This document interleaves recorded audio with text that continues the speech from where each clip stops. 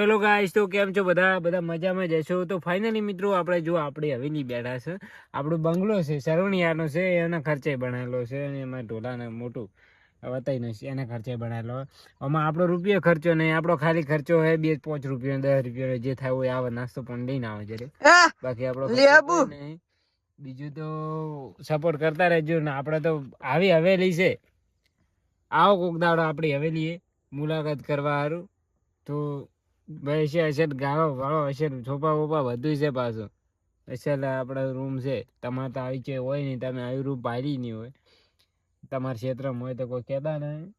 જુઓ, કાળા કાચ કરાયેલા છે બધે હવેલીને, કાળા કાચ નો ખાયેલા કોરે મોરે. ખાલી આ બાજુ વ્હાઈટ કાચ રાખ્યો હોય, બાકી બધે કાળા કાચ છે.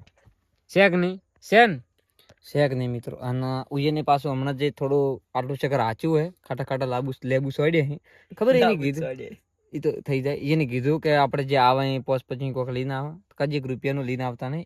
એક નંબરના કંજૂસ માણસ છે. આમાં આવે ને તમારે સાપરે કોઈક પડ્યું હોય ને ખાવાનું, અમારે ફ્રીજમાં પડ્યું હોય છે બધું ખાવાનું, સફરજન હે મિત્રો. પેલું ફ્રીજ પેલું ફ્રીજ પડ્યું હાલ જો સોપડો અંદર પડ્યો છે.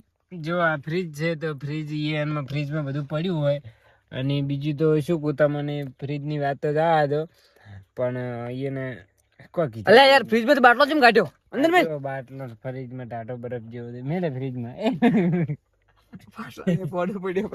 તો bye bye, Tata, love you.